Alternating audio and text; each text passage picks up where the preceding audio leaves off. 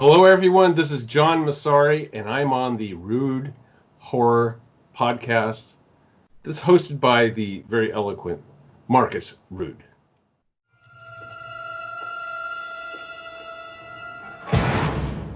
The park's closed. I'll have to ask you to leave.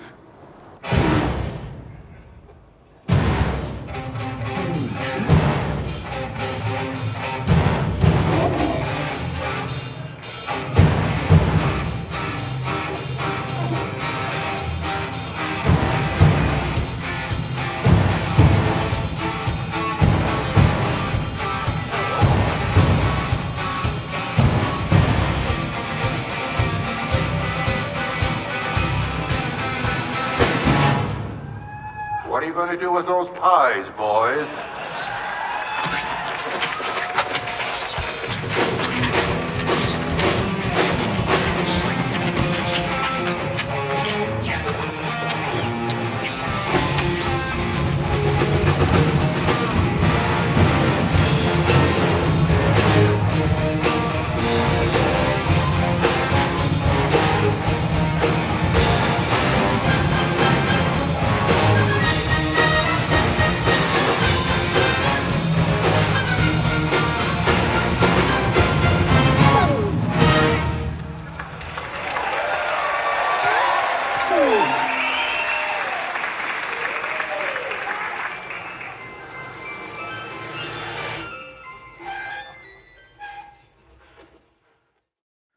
Hello, everybody. You're listening and watching the Rude Horror Podcast. I'm your host, Marcus Rude, and today I have a special guest with me today, Mr. John Massari, the composer for Killer Klowns from Outer Space and a bunch of other stuff.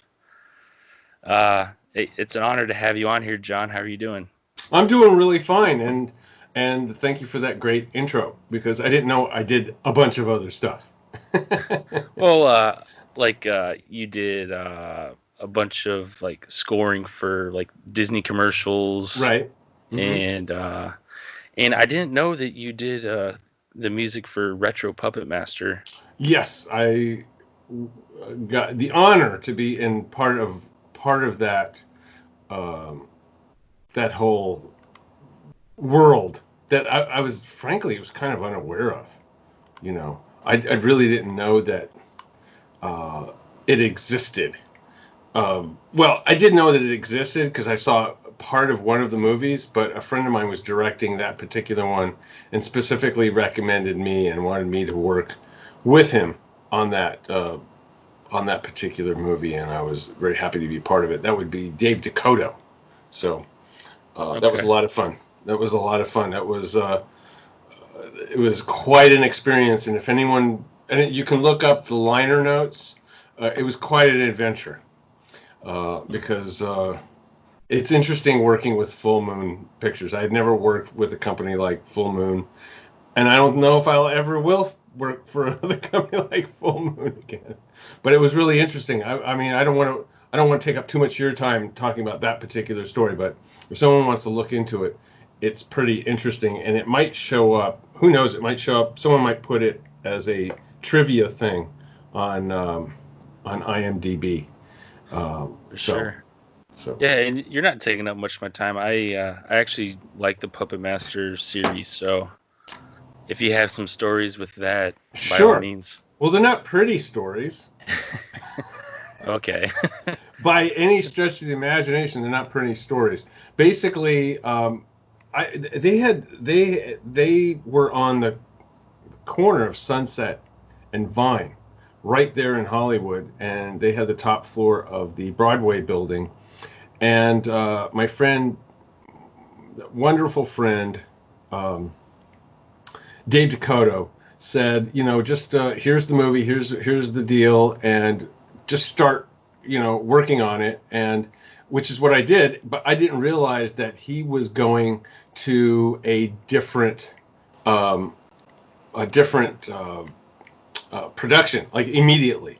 So it's finished as soon as he finished shooting, and he got an edited version of Retro Puppet Master put together. He left for Europe, and I was wondering why I couldn't get my calls answered by him, and I realized why. is because he was out of town.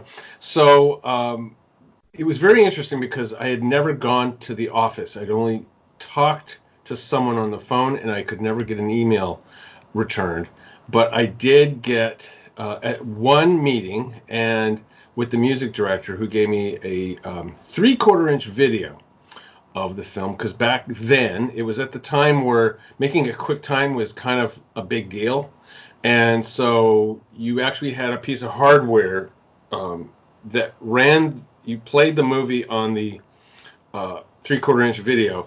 The 3/4-inch video is sunk up to the computer with some other hardware and software, and would run the computer program. So that's how I would chase the music with the picture, is with this. I had a toggle switch, and it was a wonderful machine, a wonderful heavy-duty Sony, and I just kept that thing running so well. And when the day that MP4s and QuickTimes were easy to make, I retired that piece of equipment. And but anyways, so I go home, start working on the movie, and it has no sound. Like, I can't hear the dialogue. I have not a clue what people are saying. I was never given a script, so I don't really have an idea what the movie was. So I'm looking at it like a silent film. So I put messages in to the powers that be, and I could just never get through the sound department. I could never get through to the music director. And I had a 20-day window to deliver everything. I should say, when I initially went there, I felt like it was the old days of Hollywood. Like, when I say Hollywood old days, not the old days of like silent film. I'm talking about before then, of like vaudeville. Because you had in the lobby, there was a line out the lobby to get into the main reception area that was full of people with puppets, people with models. There were magicians. There were people there that were hoping just to show up and audition to do anything with Full Moon. And I thought to myself, boy, I'm so blessed that I'm actually working here. Anyways, I could not get in. The reception. I told the receptionist I had an appointment to meet the music director for a movie that I'm working on with them, and she was looking at me as if I was yet among the unwashed masses that were auditioning for anything. And I go, no, I'm actually working on something, and I have an appointment at 2:00. And it's like 1:50 now. Says, well, who is it again? It's this guy. Okay, well, we'll see. So finally, I got in, and had to go in throughout. But getting a phone call through is very similar. They screen you as if, like, you're an invader from a foreign country or something. So anyways, on the 15th day, it was in July of, I think, either 2000 or 1999. It's a long time ago. Mm-hmm. And I get a call on the 15th, a very angry call from, I think, the head of the post-production sound.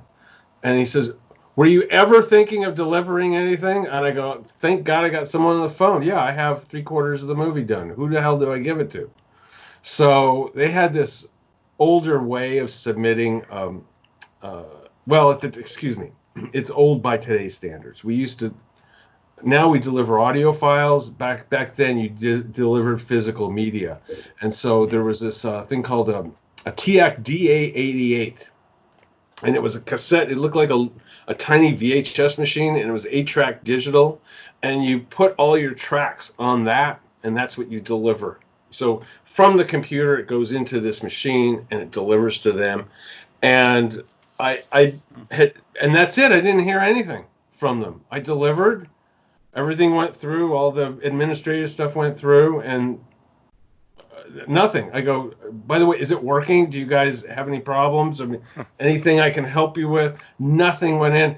I hadn't even a clue that it was even finished until I happened to see it in the video store one day.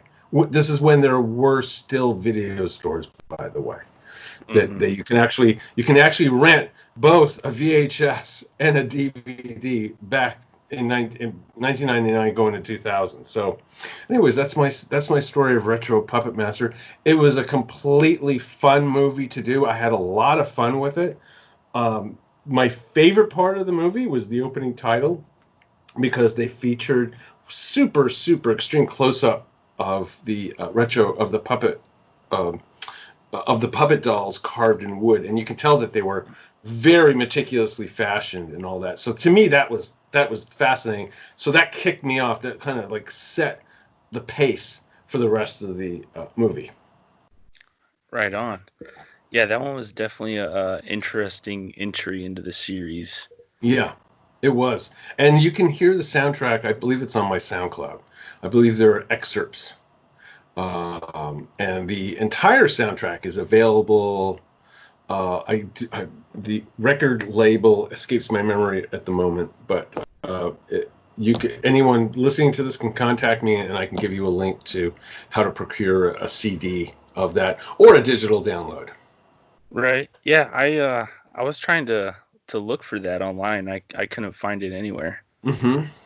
So, Yeah, it's on eBay. They sell them on eBay. Oh, okay. Yeah.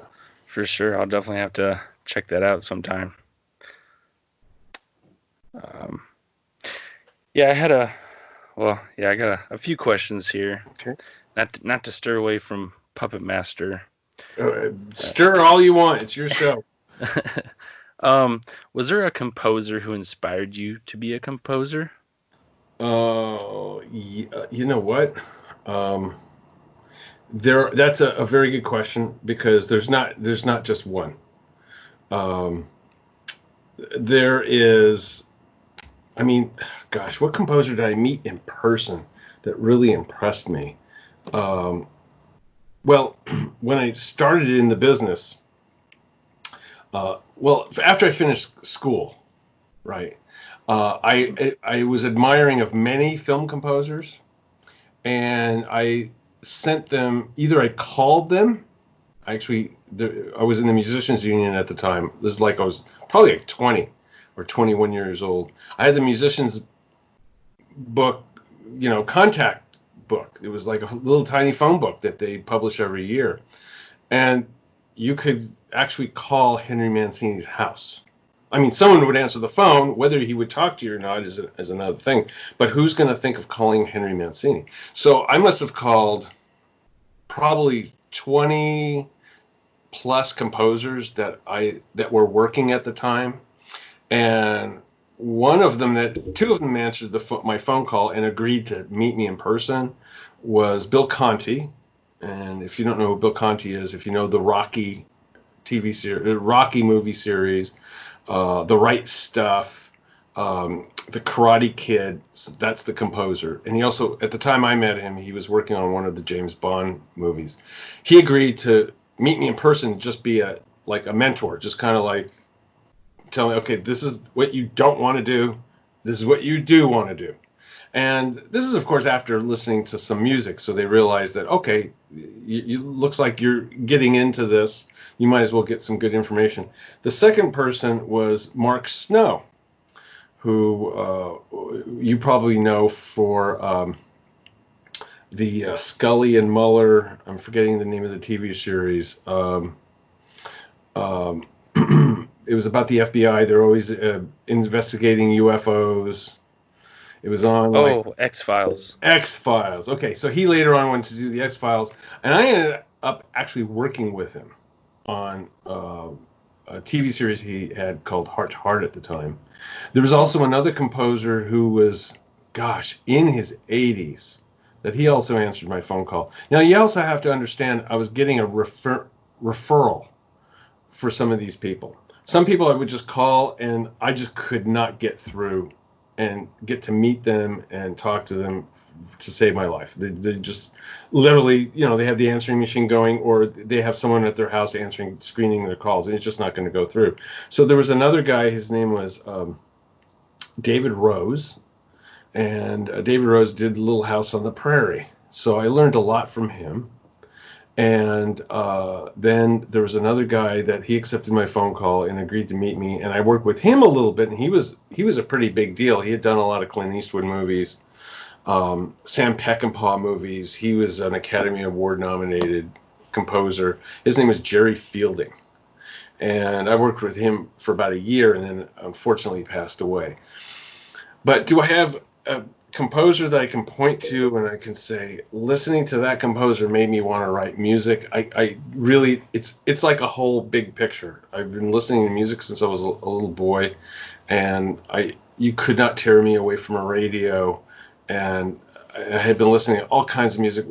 We used to live in Orange County, and we lived not too far from Knott's Berry Farm, and they had this thing called they had a theater in the round that looked like you were in a wagon train, and the wagon train had stopped in a circle, and they had a campfire, and in the middle was a stage in the round, and there used to be some very big country act that used to play. I saw Dolly Parton. There's a group called the Sons of the Pioneers. There was Buck Owens. There was very famous guitar player, plays with Mark Knopfler later on, that I could see at arm's length. I mean, just like I could see them right there. And to see someone that's such a professional, that they are the instrument, whether they're singing or they're playing, that really made a big impression on me. Chet Atkins was the guitar player. Come to think of it, I should have a fact checker when I so they can, because sometimes I choke on names. I remember once I was talking about Lohengrin and the Ring operas, and I forgot the name of Richard Wagner. I just completely choked on it. A friend of mine sat there on a piece of paper, wrote, it's Wagner. Just like a really big name, that should be on the tip of my tongue. But in any event, so that made a big impression on me. I've always loved the music of Burt Bacharach, and I got to meet him in person eventually. But then I used to I loved Isaac Hayes. I loved Frank Zappa, So it's like a mixture. Everyone does something different, everyone brings something different to the table, a different perspective. And that, and then there's musicians I've never met, will never meet because they're all dead. There's Anton Bruckner. There's Arnold Bax. I mean, I can go on and on through the alphabet, picking out names. So I discovered this composer named Lily Boulanger, spelled Boulanger. She lived a very short life from like the 1983 to 1918, and she wrote a volume of gorgeous music. She's a French impressionist, basically, and she had horrible health problems, and she died very young. But she has just this marvelous collection of music that I just discovered probably about 6 months ago. So. Wow. Yeah, so it's always you're always like looking, if you're in a certain field, you're always looking for the past, the present, and the future. Sorry to give you such a complicated question, just a complicated explanation for such a simple question. Yeah, I know. That's why we're here to go on with these questions and sure. And it's never as simple. It's never as simple as like, oh, I heard this one thing and then that was the end of it. It's always something different. It's always a variety. It's a mixture. Right. Yeah. It's not just one thing. There's a mixture of different types of music. And then you just incorporate, all different kinds of sounds, not just one specific genre or. Right. Yeah, it's very cool. This kind of goes into my next question I had. Do you have any favorite horror film soundtracks? Well, yes, I do. And it's interesting because I think part of the score was written by Wendy Carlos, who at the time was called something else. I think it was Hector Carlos. But anyway, so it's Wendy Carlos, and a variety of different music, like Ligeti, and also the Symphonie Fantastique by Hector Berlioz, and that would be The Shining. Oh, okay. To me, The Shining is an absolute masterpiece. If you're going to define horror, that was it. Because you don't know, you just don't know at what point something is fantasy and in reality. Because my grandmother I used to watch vampire movies, and I'd be scared. My grandmother says, listen, you don't have to worry about people in the cemetery. They're not going to bother you. It's the people walking around this earth that are going to bother you. So our main character had some mental instabilities that made him, untreated, made him a very dangerous person. But then on top of it, there's this surreal world that we don't know if it just exists in his mind or if it's for real. It's like the little boy has the gift of the shining, where he can see in different dimensions and what have you. And gosh, Stephen King is such a brilliant genius. See, you just, sure. You figure when you make a movie from a Stephen King novel, it's almost like a no-brainer because he's giving you the skeleton.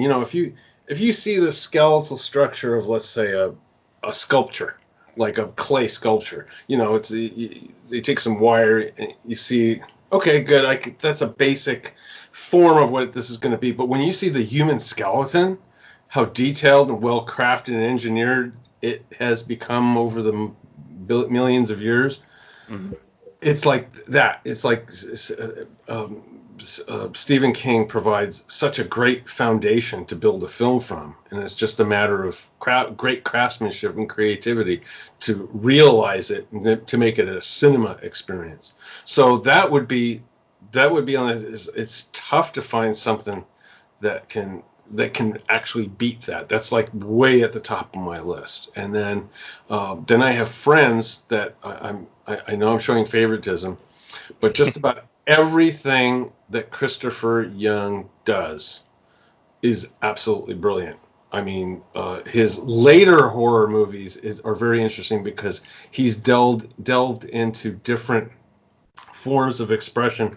For instance, there's like found sounds that was developed like in the 40s and 50s by Karl-Heinz Stockhausen, who basically took sounds of instrument sounds that he would find in nature, in his environment, and put them on tape and manipulate the tape in such a way where he came up with these incredible sounds.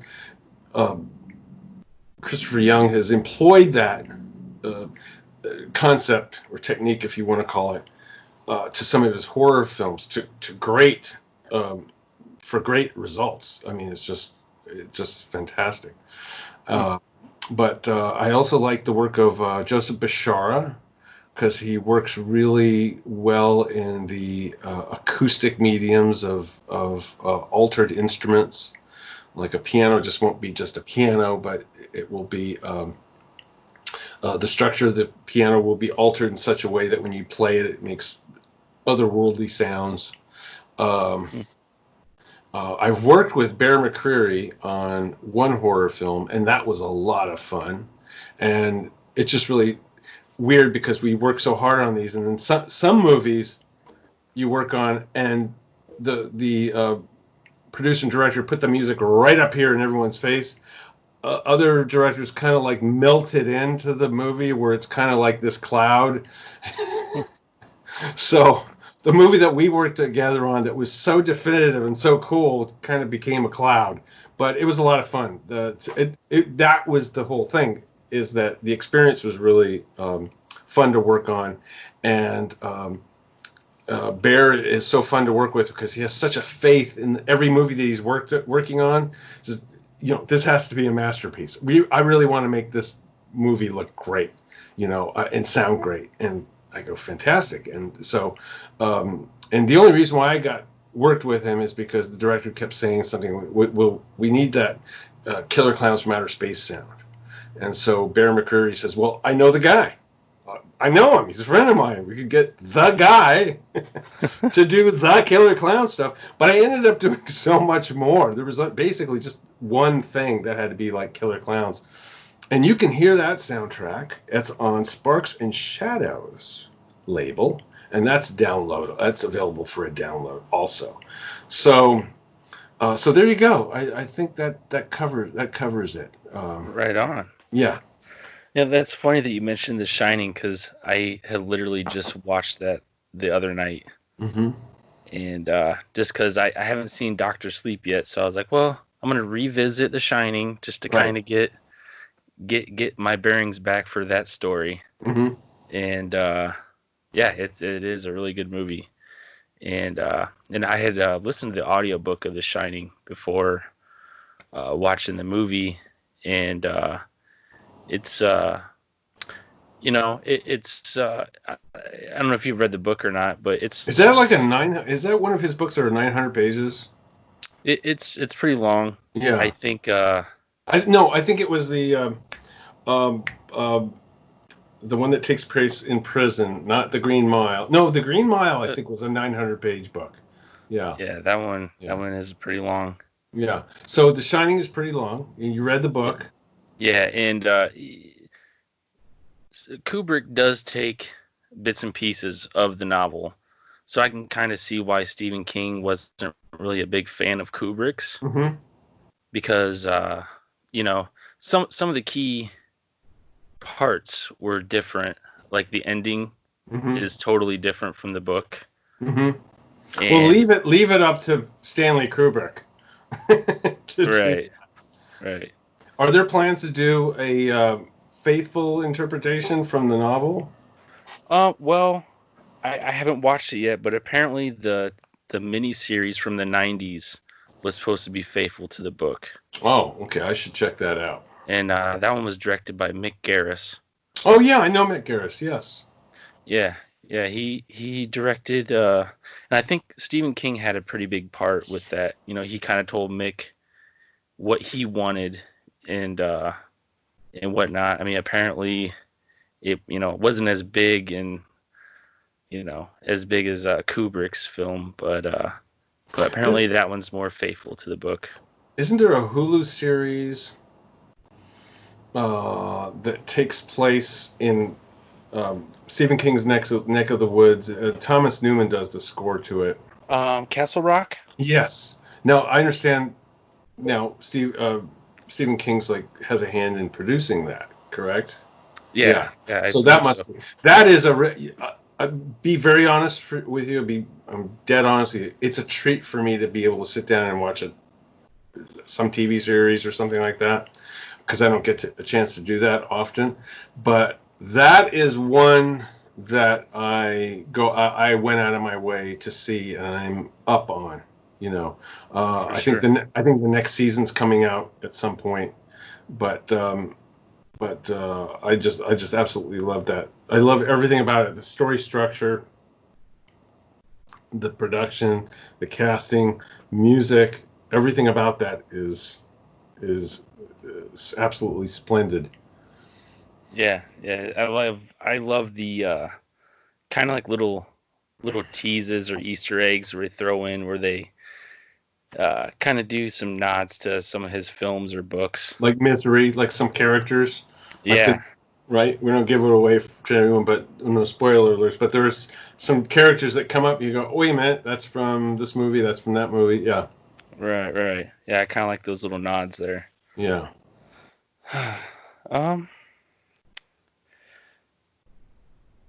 Next question. What advice would you give for aspiring composers? Aspiring composers that want to be in the media business. Yeah. Oh, okay. Well, be aware that it is a highly, highly, highly competitive business. And I will use a comparison that even though you are very good at what you do in your craft, you could be absolutely excellent. You could be the hottest musician, the best composer. You just get the greatest sounds. Everything's wonderful, and then you can find yourself being basically ignored. You have to kind of prepare for that, and you want to avoid that by being very active in the filmmaking community. I would say that's the biggest thing that you can do. You have to accept rejection, accept that people are not going to understand your music at the first listening. Something that you think may be just absolutely wonderful and inspiring and like just driving and so awesome, the person it's meant to be accepting it doesn't understand it. I mean, you have to be aware of that, and you have to be just a people person, and you have to understand that you will be going up against people that are just as good as you and way better all the time. And it's always good to learn from those people. Take the emotion of jealousy and throw it out the window and accept camaraderie instead. Now, there are some people, I mean, I'm not going to mention names, and I won't, but there's some composers, I can't be in the same room with them. Their personalities are such that, they're basically borderline antisocial. Mm-hmm. However, they can put the facade on, and this happens in every field. It's not just music. So, to that effect, that if you do go to school, if you're going to go to college, pay very close attention to your psychology class. Very close. And keep those notes with you all your life, because you have to learn how to identify people with behavioral and social pathologies, such as narcissists, psychopaths, and sociopaths. You should learn how to do it, because every industry, doesn't matter where you are, there are those people. And unfortunately, the people with the psychological and mental conditions that I've just mentioned sometimes occupy very high positions. Like some of them are directors, some of them are producers. And so you have to learn how to either avoid working with those people or learn how to work with those people without getting your own,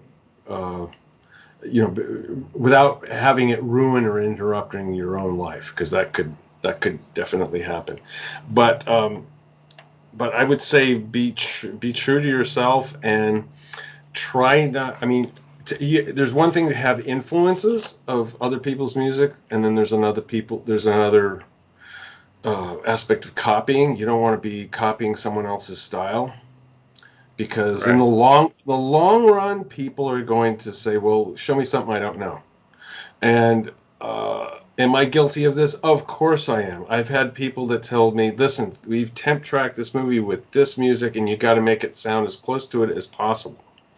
And there's one example of a movie I did, and I actually called Chris Young. Chris, yeah. There's 3 movies. I'm working on a movie that they temp track the score with 3 of your other soundtracks, and I'm being asked to basically copy it. He says, "Oh, go ahead." I mean, I had the same problem. Those scores came from. He mentioned the other 5 or 6 scores that his movie was temp tracked, and he had to emulate that. I go, okay, I don't feel so bad now. But he says, you got to do what you got to do, and sometimes it's just a job. You have a company that has a distributor that wants the movie delivered in a certain time, and it's like there's no room for creativity. We're not creating a different language here. We're making, and it sounds horrible, but it says we're making something to fill up time on cable television, literally. So. Sometimes you do something that's like so wonderful and creative, and then other times it's just a job. You're digging a ditch, so to speak, and it's still a challenge to try to do something like someone else's and get the right sound, not only with the composition but with the production. that takes skill. That takes skill and craft to do that. So you may have to do those things, and you got to have a thick skin. It is not for the squeamish. Mm-hmm. So I mean, you're probably, I don't know if you were expecting me to say, well, practice your scales and make sure you read scores and listen to lots of music, which is also true, But once you do that, I mean, because that's basically all on you. I mean, if you want to, you got to be a better person, you got to start with keeping your own life in order. You got to make your own bed. That's easy to do because you have control over that. So those are the things you have control over. You have control over practicing. You have control over studying music. What you don't have control over, that you have to learn to work with, are the other variables. So I hope this isn't sounding too complicated. This is advanced stuff, by the way. Okay. And I don't charge. I don't charge. Like sometimes I have a student from time to time. I don't charge people for lessons. I used to get charged for lessons, and when I read about a composer around Mozart's time, his name was Antonio Salieri. He was wrongly depicted in the movie Amadeus. He had several students. Among them was Beethoven and Franz Liszt. And he didn't believe in charging students to study composition from him, or the music business, so to speak, from him. So I kind of do that too. So I don't mind telling you what I'm telling you this and just giving the information away. If I can make the world a better place and make it easy for another guy or girl, so they don't have to go through make mistakes I made, I think the world will be a better place. Oh, for sure. Yeah, I just thought, I mean, I'm not going to be a composer myself, but I just figured, that'd be a good question for maybe some of my listeners might appreciate. Sure.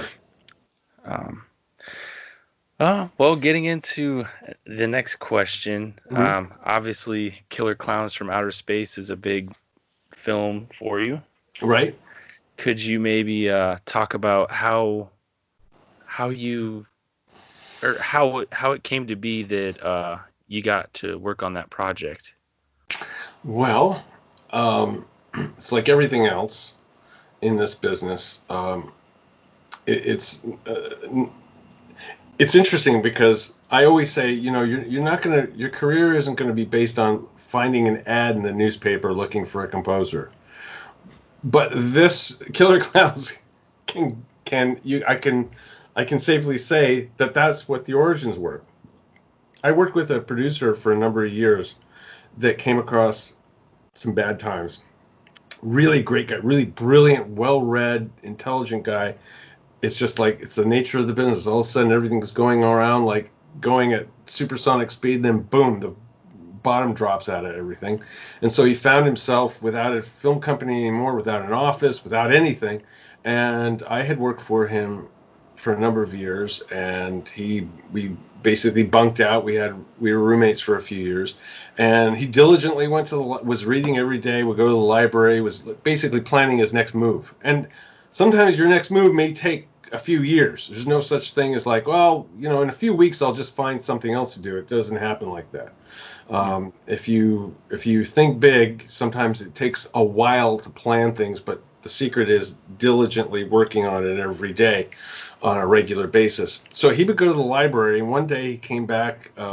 He had checked out actually, he can't check out magazines, but he took the Variety magazine home because it had an ad in it looking for a composer. There was a guy back east in Washington, D.C. that was doing a trailer for his movie to raise, with the hopes of raising money to do the feature. So I answered with a letter and a tape, a cassette. I put it in the mail in an envelope. And I mailed it to this place. And about a month later, the guy calls me. Compared to today, I would just send an email with audio files or a link attached to it, right? It basically was instantaneous. This process took about a month. So the guy back in Washington, D.C. said, "Hi, this is John Massari.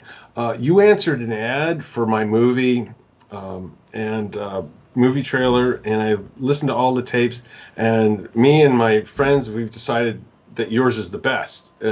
Or would you be interested if I can send you a tape, a VHS tape? Oh, By nice. the way. So I said, sure. Now if someone said, can I send you a VHS tape? I go, I have nowhere to put it. You'll have to stream it on a site. So anyways, so the guy sends me the thing, and then we talk about it. I do his movie. We become good friends. I'm still friends with him. And about 6 months after this experience working with him, he says, you know, I there's some friends of mine that are looking for a composer, and you know, I work with them in DC, and they're in LA now, and I don't know, you may not want to do this, but I figured, you know, heck, it'd probably be a pretty nice job. They're fully financed and everything. And I go, okay, good. What's their names? Well, they're brothers. They're the Kyoto brothers. They do special effects. And you may have seen what they did on Pee-wee's Adventure with the large march. I go, oh yeah, that's awesome. Yeah, but they do all kinds of animation and stuff. But they're doing a movie. I go, okay, but you may not be interested. I go, what is it? Well, it's kind of like a horror movie. Okay. But then it's like a science fiction movie. And I go, oh. But then it's a comedy. I go, oh, okay. So what's the title? He goes, I'm almost embarrassed to tell you. I go, well, try me. How bad could it be? Well, I think it's Killer Klowns from Outer Space. That's all something like that. But I don't think he even had the title right. It's like Murderous Clowns from Beyond or something. And I go, I'm loving this. The more you talk about it, the more I'm loving it. So I got in touch with Stephen Kyoto, and he says, we're going to have a screening in a few weeks. Why don't you come down? And it was at Warner Brothers Studio. And there was probably about like at least, I'd say maybe 50 composers with their friends, with their plus one. So there's about 100 people in the audience, and the music director came up after the screening. And I must say, when I was watching the movie, Killer Klowns is far more frightening and bizarre without any sound effects and minimal dialogue and no music. Oh, it's actually really bizarre. And the whole time I was thinking, oh my goodness, I love this movie. I just immediately fell in love with it. So the music director, his name was Bob Hunka. He later went on to work with Sony Pictures. And he said, all right, we're going to, when you leave, you'll pick up a package. Now the VHS tape, and it'll have I think it had a copy of the script. I'm not 100% positive. I don't know why they would give you a script. Some people wanted a script. I don't know why we want the script if the movie is already shot and it's right in front of you. But in any event, some people required a script. But anyways, so I took it, and they said pick a scene and send your demos in, and the close-off date would, they gave me a close-off date. So I picked the scene that I thought basically was the cornerstone of the movie, where the two kids, Mike and Debbie, go into the spaceship, which is the most gorgeous thing in the world. That spaceship is just so, as far as I'm concerned, the whole movie could have taken place in the forest with that spaceship. Yeah, the imagery was so awesome. Yeah, that's what it was all about. And then after that, there was they're in this reactor room, and it's like, then it comes, there's this concept of like, oh my goodness, they're multi-dimensional. It may look small on the outside, but that actually they bend space and gravity to the point where they can fit so much in a small space, and it becomes a different dimension. It just completely blew my mind. I mean, it's just like I just totally was loving that whole concept of it. Anyway, so I picked that scene where they march onto the town. And I figured that's the movie. That's the kicks. That's what gets everything going. That's the cornerstone, the keystone of the whole movie.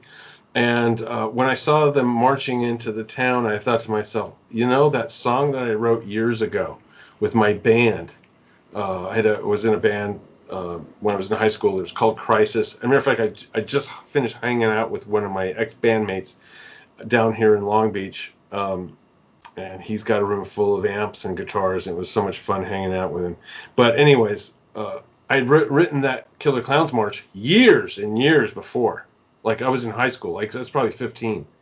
And wow. yeah, and they didn't like it because they said it sounded too jazzy. Because we were playing like Black Sabbath and Boyster Cult and Kiss and Led Zeppelin and all that kind of stuff. So they just thought that sounded too jazzy. Oh no, no! Now if you really chunk it, really, they just weren't buying it. So anyways, of all the stuff I did, that was one of the things that they really tuned in on. They love the fact that the music, the chase scene in the spaceship was like serious. It wasn't goofy. It was like legit sounding music, like compositional music. And then when they went to the march, that motif so defined the Killer Klowns so that's how I got the job. So that was it. Nice. Yeah. So it doesn't always happen like that. Sometimes you can get your way. You can get your opportunities based on skill, but then someone can say, well, we really like what you did. However, Jerry Goldsmith really wants to score this movie. So, and he doesn't even know what he's going to do, but we just want him to work on it.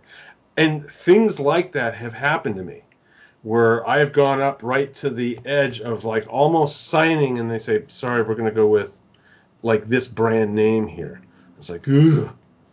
Like they need another big movie to work on. Right. And that's just the nature of the business. It's happened to me several times where that has happened. I actually got called in once. You're never gonna get me the name of the composer of that I'm referring to. I actually got called in on a movie. They wanted me to replace the score because they absolutely hated it. But they were contractual. Even if they didn't use the score, they would have had to pay the composer, not only pay his fee, but projected royalties for the next so many years. He would have to get that money on a regular basis. So it had a beautiful. I go, I want that contract. How can I get a contract like that? So Yeah, no, it's like a. By the way, I heard the score. I had absolutely no problem with it. And I said, "Can you? Do you mind telling me what it is you don't like about it?" Because I don't want, because I thought it was absolutely brilliant. And they had a specific reason. It wasn't just like it was this. Because yes, he gave us this. That's very beautiful, but this is what we want, not that. And he gave us that. And so I started replacing it, and then they realized that they were just flushing money down the drain. Wow. So. So anyways, that's how Killer Klowns came. I mean, I did something that they really liked, and I fell in love with the movie. And the Kyoto brothers saw that I took their movie seriously, and that helped build the working relationship. Right on. What was was it like difficult, or was it fairly smooth to come up with the unique sound for Killer Klowns? Well, once that scene was established, that basically kicked everything off. So everything had like a consistency to it. Excuse me. Right. From beginning to end. So once that was done, it's just like anything else. When you have a plan, when you say, okay, we're going to approach things this way, you have a lot, and you have your, just about all the themes and motifs that are in that scene appear in different places in the movie, in a variety of different places. So it's like, so it's just a matter of composing the scene and manipulating those themes and melodies and motifs and chord sequences to adapt them to the different scenes to bring you to the conclusion of the movie. For sure. So like the march piece was sort of like the blueprint. Right. And that's what you're starting. I mean, if you go back to classical music, it's a very famous example is Beethoven's Fifth Symphony. It's 4 notes. Da-da-da-dum, da-da-da-dum. Okay, that's 8 notes, right? And from that, built 4 movements of the symphony. Goes on for 40 some odd minutes. You know what I'm saying? Right. So it's basically those nuts and bolts approaches that can get you through a movie, and you hear it all over the place. I mean, if you watch any good score, even though that doesn't necessarily have to have a melody. They've established a certain like sound, you know. Like there's some electronica scores that I really like. Dead Mouse did one called Polar that you could see on Netflix, and I forgot who did Ex Machina, but that had a really cool score. Not necessarily a thematic score, but it has a certain feel and texture to it that brings the movie together, you know. Mm-hmm. Right on. Um, I don't know if you'll be able to answer this question, but I'm gonna give it a try. Um,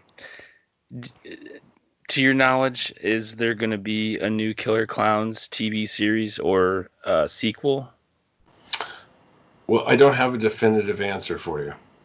Will it Okay. ever? Will it ever happen? That would be nice. The people that ask that question to directly would be the intellectual property holder, and the Okay. intellectual property holder on that is MGM, and Okay. so they're the ones that are going to decide on the direction and uh, if and when a anything will happen, because it's their project. It's their. Right. It's interesting that I think up until 1998, Universal Studios owned it, and they handed it off to MGM. And I was just thinking, if Universal Studios still had it, and they did the Scare Zone and the Halloween Horror Nights houses, who knows? Maybe they would say, "Oh, you know what? Let's just fire this thing up." Who knows what? Who knows what it would Right. happen? But I can't tell you how fun it was to go to um, Universal Studios in Orlando and in Hollywood, and had so much fun with all the people, the content creators that made those. There's John Murdy, who was in charge here in Hollywood, and then Michael Aiello in Orlando, and they just really, they brought that to life, and it was like to see everyone so happy and having so much fun in those houses. I don't know if you got an opportunity to see any of them. I've only seen video footage. I Yeah. unfortunately wasn't able to make it to any of those. Thanks for 4K. Thank you for 4K. Right. Right. Because I've seen some 4K footage on YouTube, and it was astounding. And I don't know if anyone did a virtual where you put an Oculus on your head or Oh, like that. I'm not sure. That would have been, if that exists, that's got to be awesome. But so I wish I had something. I can tell you from my perspective, I've put together a live to film concert of the original film with an orchestra, and that's all ready to go. And so that's something that's being developed. That idea, that concept is being developed because I've already done it, and that'd be interesting to see to make that become a reality. Right. Yeah, that would be really cool if you could do like a US tour or something. How about a world tour? Or world, yeah. The world needs. I always tell people, keep creating something wonderful. The world needs it. So yeah, I would love to. I know in Europe they're just dying for it, just dying. Oh, yeah. Europe, it's a really big thing. Live to film concerts they're popular here in the States, but in Europe, man, it's big. And there's a company called Cine Concerts that they've got the Harry Potter. They have the Harry Potter movies that they take on tour, and when they're not doing it now, but there was a time that there was a at any point in time several months ago, before all of this coronavirus thing came out, there would be at least half a dozen places in the world where one of the Harry Potter movies was being exhibited with an orchestra, a fine orchestra, always a fine orchestra, the finest orchestras of wherever they would be performing the score. And there's a variety. Cine Concerts does a variety of other films that they have in their repertory. And there's also another place called AVIX International. What I'm familiar with AVIX has done, they've taken the Terminator movie, and they've toured it with a synthesizer group, which is really cool because the original composer put the book together for that. So when it comes, when they can start touring that again, that'd be great. It premiered in England several months ago. I think last summer. Just totally honest. Brad Fidel. That would be awesome. Yeah, Brad Fidel was there. I think he even helped perform some of it. Yeah. So and I had seen footage of it, and it's quite stunning. And if I can plug my SoundCloud, if you want to hear some examples of the music of my music played with an orchestra, you can hear it on my SoundCloud. Oh yeah, totally. Yeah, I did a reimagined album and people have told me, well, how come you did it with an orchestra? Because the music was originally conceived from a classical standpoint. It was just performed with great synthesizers. And don't get me wrong, I love performing my music with synthesizers. I love working with synths and electronica and all the different names it's being called. But since the nature of the music is rather classical, I thought it'd be a lot of fun to perform it with an orchestra. And it's like they played through it so effortlessly. It was so wonderful to hear that. Wow. Yeah, for sure. Talking about doing the live performance during the movie, I had a chance to check out Fabio Frizzi doing a live score to The Beyond. Oh wow! And where was gosh, well, I'm here in Iowa, and he did some kind of world. Not I want to say world tour, but he did like a North America tour. Cool. And I got lucky that he was playing a venue like 40 minutes away from me. Isn't it a great experience? Isn't it a great experience? Yeah, I mean, I loved it. Joe LaDuca played one of the early Sam Raimi movies. I forgot which one, but it's basically a bunch of kids in a cabin, and there's some spirit that comes alive. I forgot the name of it. It's one of Sam Raimi's famous Evil Dead. And he played it with a small group of musicians. It was incredible. It was absolutely incredible. And afterwards, it was so funny. Afterwards, I went up there to talk to Joe LaDuca, and I was like, "How come the stage isn't being raided by people congratulating?" Because everyone was like hightailing it out to the back because they were selling all kinds of collectibles. So everyone wanted to get their T-shirt. But anyways, I got to talk to Joe LaDuca, and he just like. And I go, so Joe, you're going to take this on the road. You got it. I go, that's what we're working on, taking it on the road. Because that would be a fun movie. And it wasn't a very large orchestra. It was probably about 15 people. But it sounded great. It sounded absolutely awesome. It was so exciting to hear, you're watching imagine this, you're watching the film. Well, you were there. You saw one. The Beyond. The Beyond. So, okay, so for your audience, imagine you're watching the movie, you're hearing the dialogue and sound effect come from the movie screen, but then the music is like surrounding you, and it's being performed live. It's just, oh man, let me tell you, I performed my own music that way, and it's quite an experience. It's really awesome. It really enhances the viewing of the movie. Mm-hmm. And, if you've seen the movie a bunch of times, it almost feels like you're watching the movie for the first time because you're feeling the music. Yeah. The air is vibrating in a different way than from the speaker. Right. Yeah, it was amazing. And, with his set, once, because they played the movie in its entirety with the soundtrack. And then afterwards, he did a set of Frizzi to Fulci where they kind of did a lot of,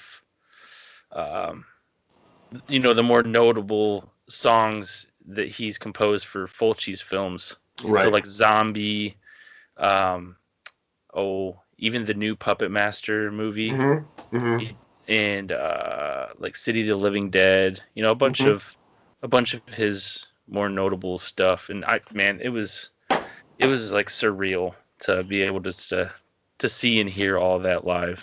I love all the scores to the Gallo movies because they're so cranked up.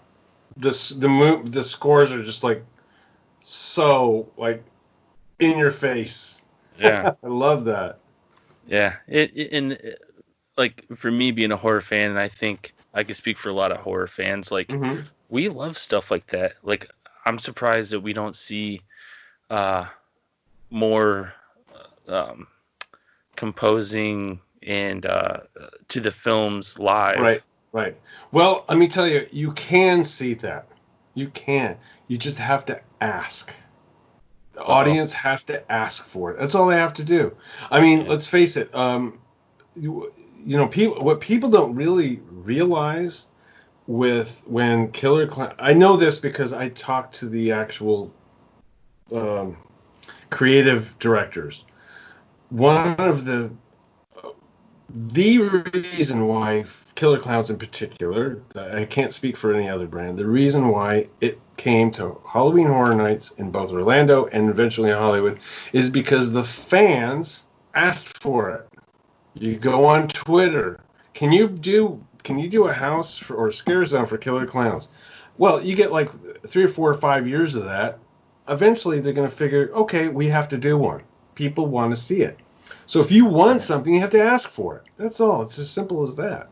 You know. Right. People ask me, how do we get a sequel? I go, well, go to the corporate site for MGM and say that you would appreciate seeing a sequel of the movie. You know, and will it happen immediately? Of course not.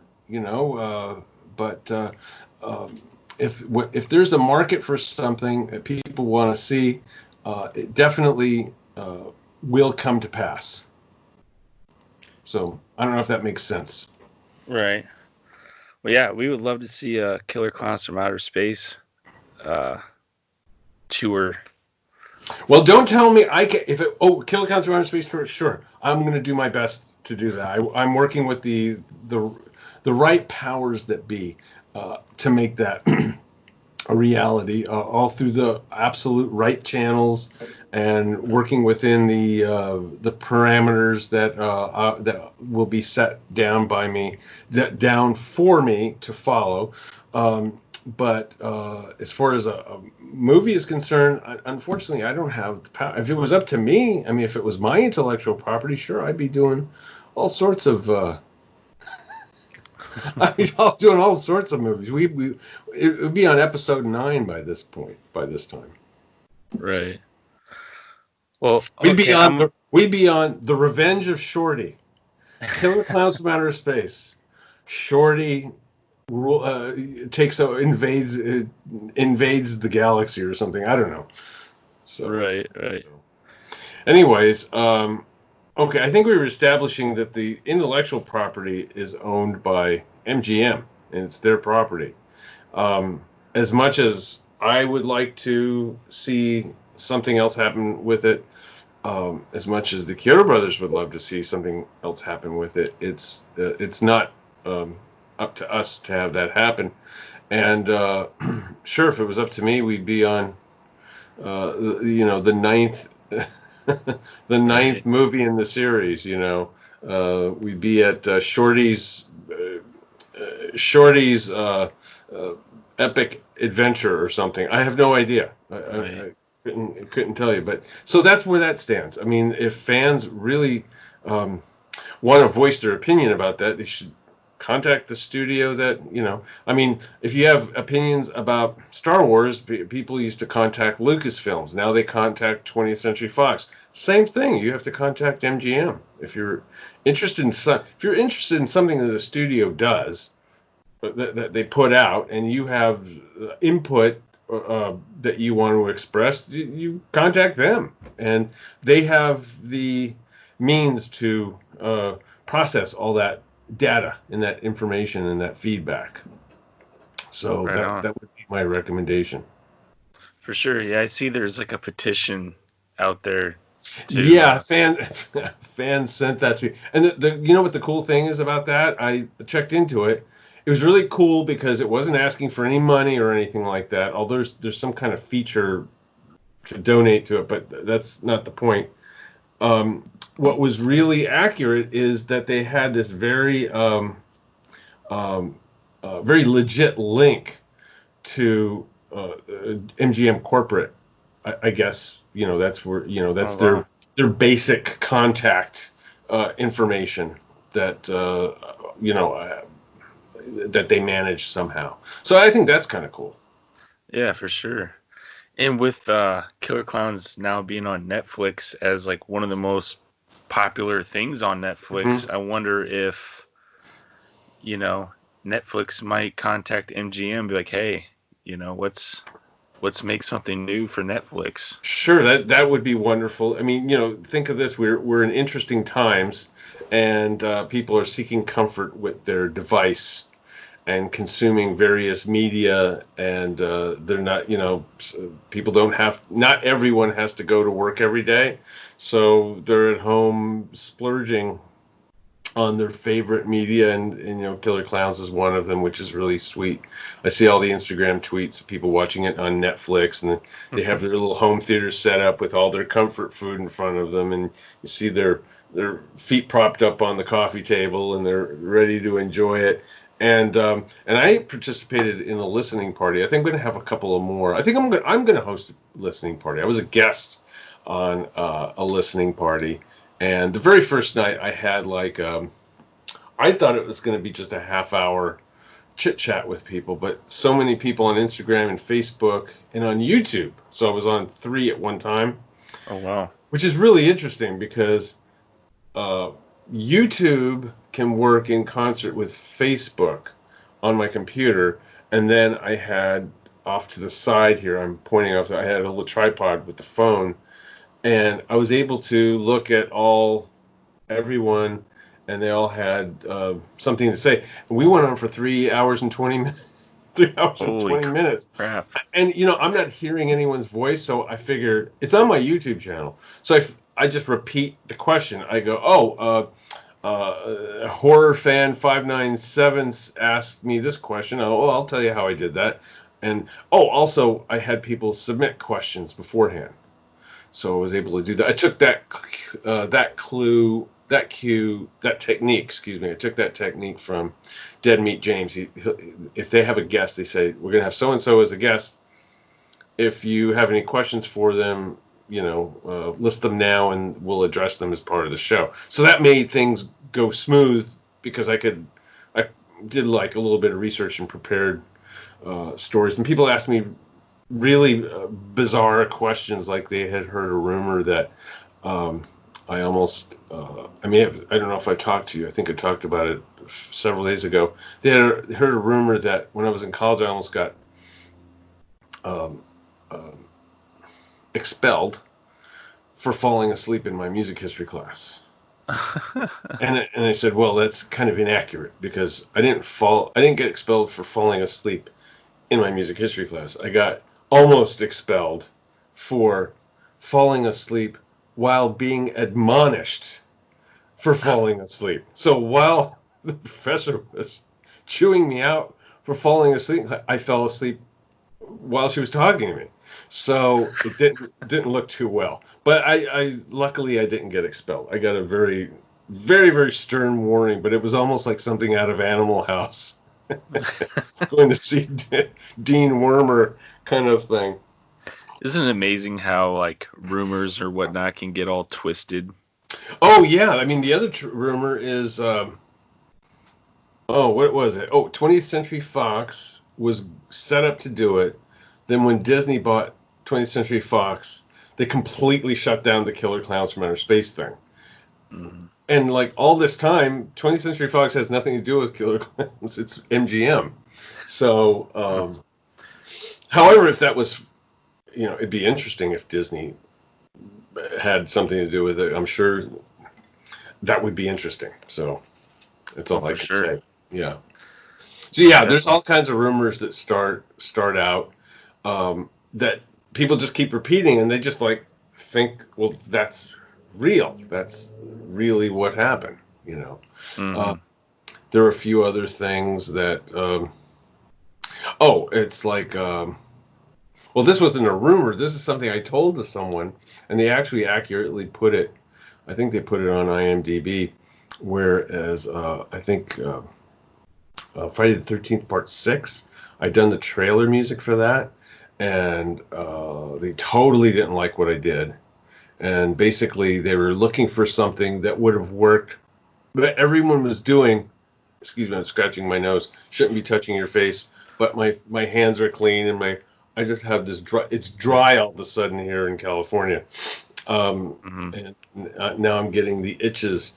Um, but so for Friday the 16th Part 6, they didn't like what I did because they just didn't understand it. They didn't understand what the hell it was coming from. But they wanted to do something. I'm not going to go into detail, but everything that when they described to me what they were going through, and they were in the studio with me, like saying, "We want this instrument here and that instrument here," and I said, guys, it's what is it, 1986, 1987? That's all 1979 stuff. I mean, you really want to go there, and so Hmm. they basically, yeah, that's what we want, and so I just did it because it's sometimes this is like it's a job. Sometimes you have to do what they say. Hmm. So, anyways, that music was used as like there's this music like when just before you see Clownzilla and all the clowns are coming up and chasing Mike and Debbie and um, Dave up this kind of like a podium kind of thing, kind of like a um, um, some kind of structure, and they're cornered before Clownzilla comes out. So that music there was originally for the trailer for um, Friday the 13th Part 6. And it'd be interesting to line that music back up again. That would be interesting. Yeah. Well, YouTube can be pretty creative. That'd be funny if someone could kind of That'd be cue cool if that up. someone else did it. I can't do everything. Right. Right. I'm working on just like moments before we went online. I'm still tweaking something that I'm trying to finish for another project. So, yeah, that would be fun if some creative person can find the trailer to um, uh, Friday the 13th Part 6, and the piece of music I think it's called Clowns Converge. It's on the original soundtrack album, so that would be fun.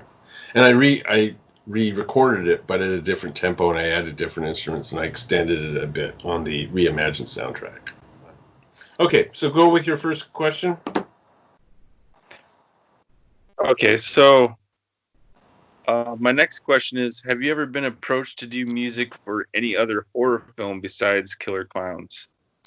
Yeah, they always seem to be in development, and sometimes things get made and sometimes things don't, and I never kept track of them. All I know is will you be available to do this movie? Okay, great. When you're ready. Oh, we haven't started shooting yet. Usually, which is usually several months to a year out before they're ready for me.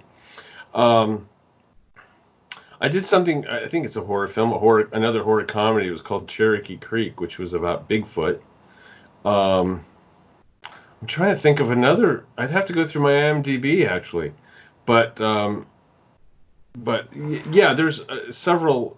You know, the way the media industry is these days. Sometimes directors just they need a composer, so they feel if they put something up on a message board and get a response by 100 people, um, there's things like that happen that I have no idea. I have like IMDb Pro that lists new projects, and sometimes when I see something I like, I submit for it. But I mean, here's a really geek out nerdy thing. If when I make a movie, myself, when I produce a movie, I don't think I could go to a message board and say, "Oh, I need a really cool cinematographer that can shoot my um, uh, epic historical drama that takes place in the desert." You know, I couldn't do that. No, I would look at a ton of movies and I would say, that cinematographer's got a great eye. I need that cinematographer. I want to see if that cinematographer is available. Same thing with the director. I need a director to direct my script. That's like saying I need a five-star award-winning chef to cook my meal. Well, which one do you want? That kind of thing. Same thing with a composer. I mean, it's like basically you listen to movies and you listen to music scores and you go, that would work. I like the sound of this, or I like whatever, all the things that happen in a particular movie, and I want that entire creative team that worked in. I want the editor, I want the cinematographer, I want the lighting people, I want the makeup art. You know what I mean?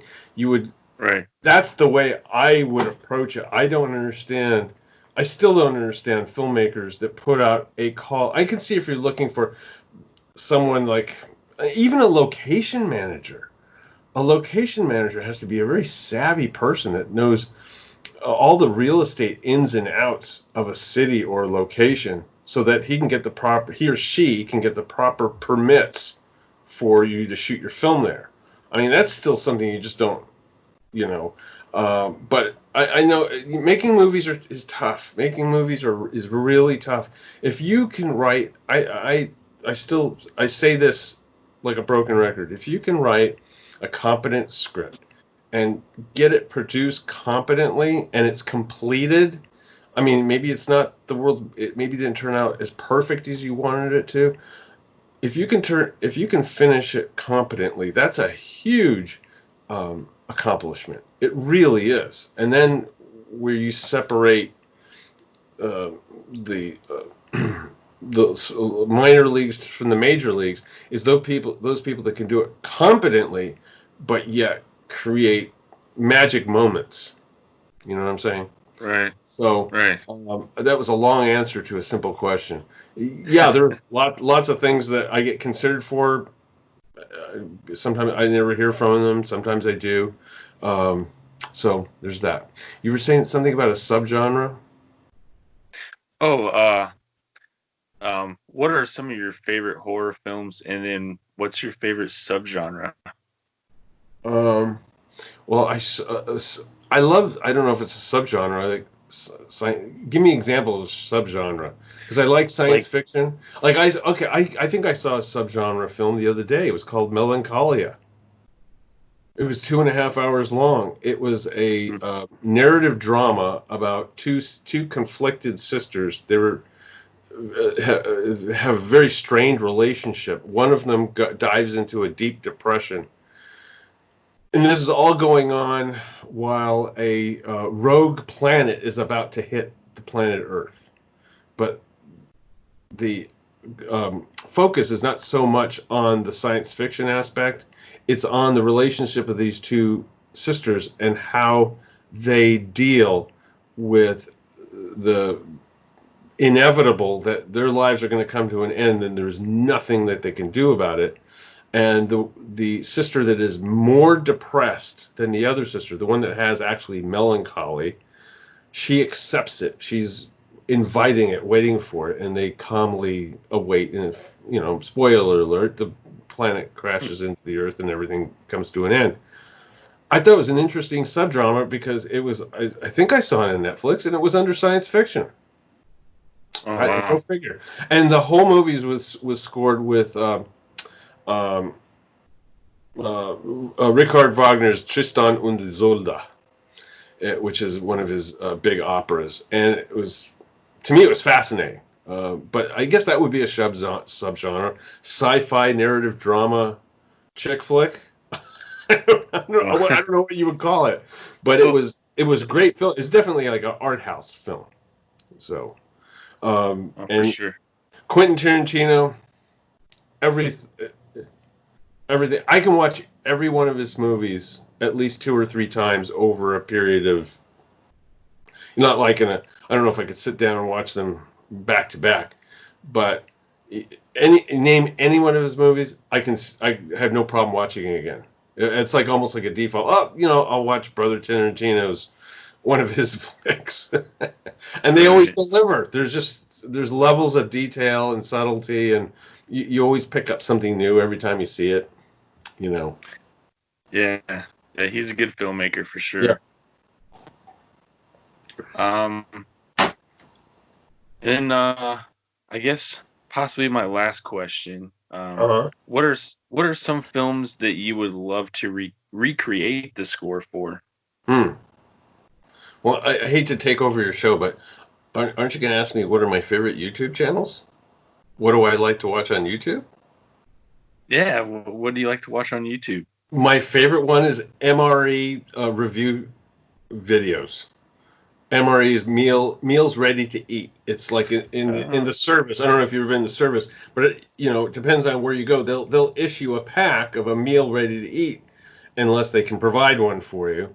And there are guys that review the current meals ready to eat and ones from like World War I, World War II. They'll actually collect and trade them, and they'll sit there and open them up and prepare the meal and eat it and give you a review. Like this this instant coffee is like 60 years old, but it's held up really rather well.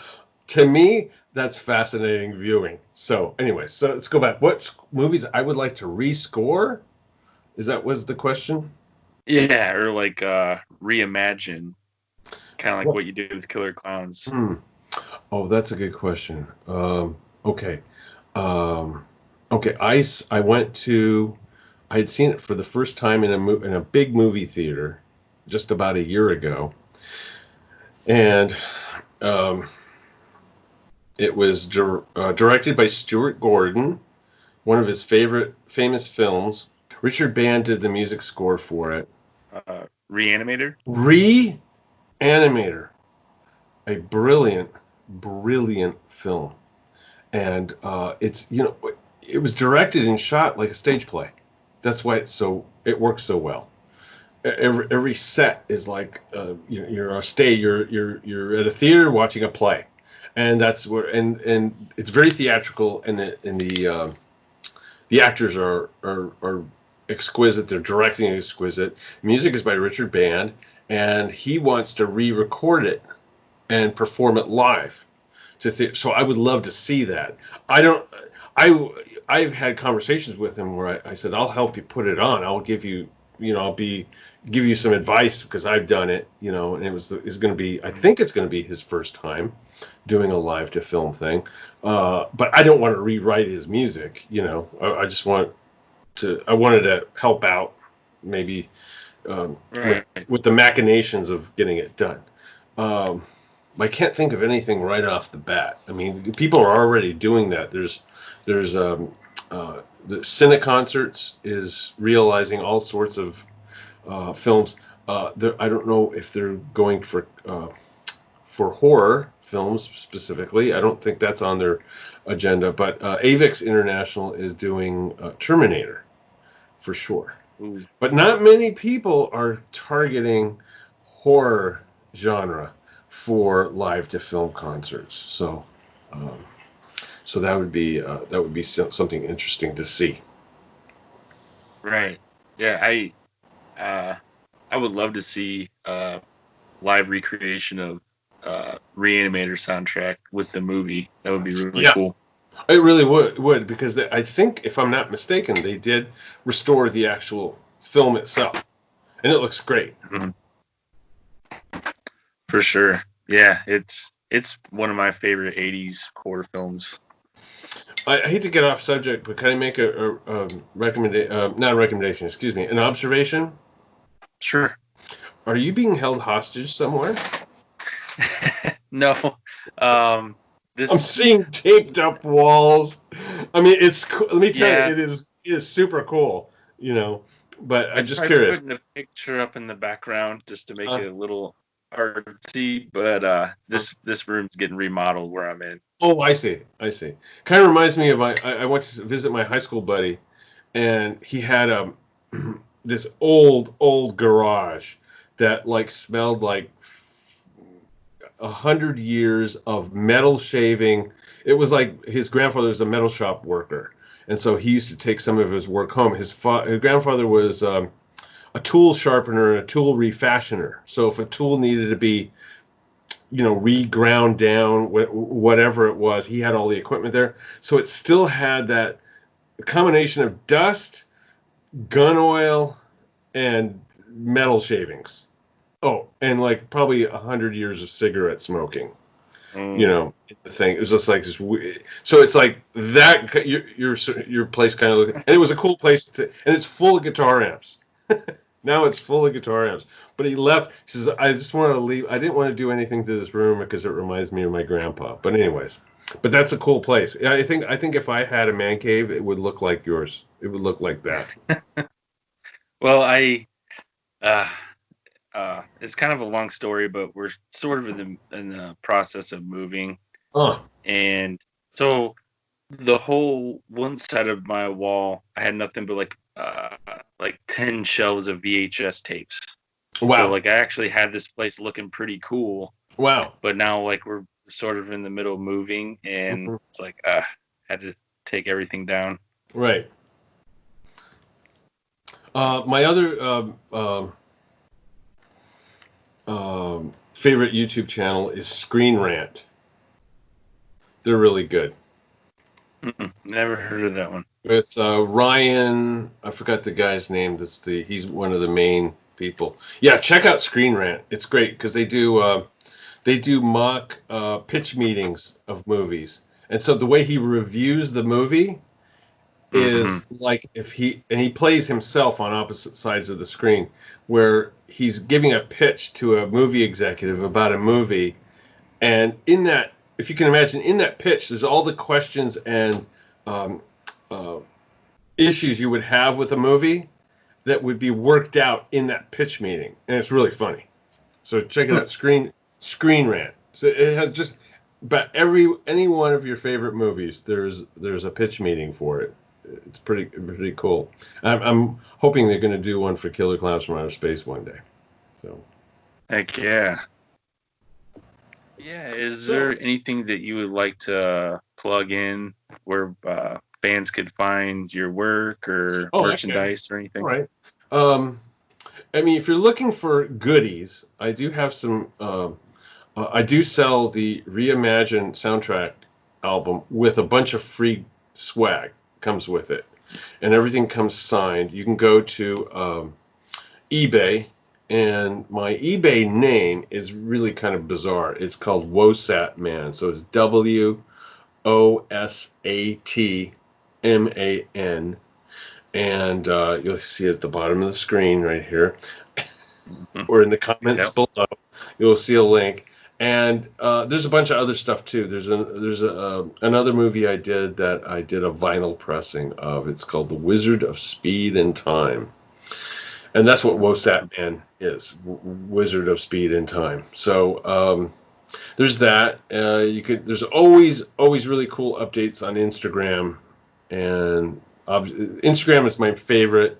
And there's some on Twitter, and the rest is on Facebook, but I'm not on, on it. Just about those are the three main ones that you can get in contact with me. And if you have any questions or anything like that regarding anything, be free. If you did a different music version of Killer Klowns, or if you have some really cool piece of artwork or a sculpture, or you're a cosplay or something like that, please send it to me because I always share it in my story. Awesome. Very good, sir. You got it, man.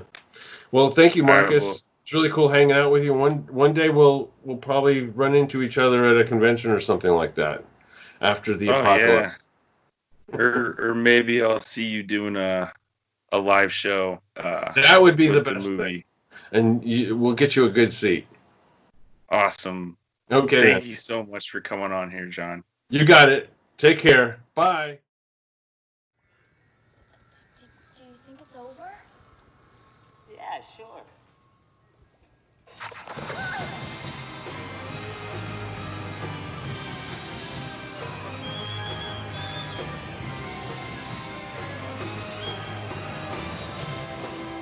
Well, that about wraps up this killer episode. I just want to say a big thanks to John Massari for coming on the show and discussing horror and killer clowns. This was a lot of fun to do. So thank you so much, John. This is an honor having you, and hopefully we'll have you back on at some point and talk about some future projects you work on. I want to thank the fans for listening and watching.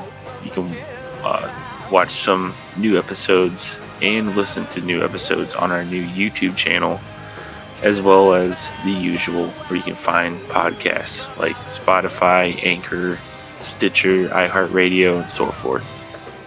So thank you guys so much. Also check out John's merchandise on eBay under the seller Wosat Man, where he sells Killer Clown swag. There's also Killer Clowns from Outer Space Reimagined album. It's incredible. I just ordered one from him, so hopefully I should be getting them in the mail any day now. And also go follow him on Instagram at john.massari. And as I end this episode, I just wanted to mention Wake Brewing in Rock Island, Illinois is still open-ish. You can pre-order cans to go on their Instagram and Facebook account. Send them a message and pre-order some cans to go. And their pickup window is Saturdays from noon to 3 p.m. I just got some delicious beer from them recently. They hooked me up with some Hex, which is a pale ale, and their new Electric Dust, which is a Belgium IPA. Both are delicious beers. And also wanted to mention that they hand can each of their beers one by one. So this kind of shows you how much craft and hard work is put into making it to where you're getting delicious cans to go. So also wanted to mention Midwest Monster Fest is a horror convention based in the Midwest. They're going to be coming back September 5th and 6th at the Rust Belt in East Moline. They've got tons of guests. I can't name them all, but some of the bigger names are CJ Graham, Tom Matthews, Linnea Quigley, and Tamara Glenn. And then they just announced Justin Markson, who played the clown in the new Haunt movie that was made by the guys who brought you A Quiet Place. So that was kind of a cool announce-y. I thought it was pretty cool. All the guest announcements are awesome. I just there's so many people to name off. So go check them out on MidwestMonsterFest.com. You can see the full list and all the events and tons of vendors. Going to probably be like 80 plus vendors. It's just insane. You can buy tickets now, and that way you don't have to worry about it. Buy your tickets now, and come September, you're ready. So yes, MidwestMonsterFest.com. Find them on Facebook and Instagram, and as well as Wake Brewing. You can find them at wakebrewing.com and find them on Facebook and Instagram at Wake Brewing. Well, that about does it for me. You can find me at Rude Horror Podcast on Instagram and Facebook, and email me at rudehorror@gmail.com if you want. On that note, later.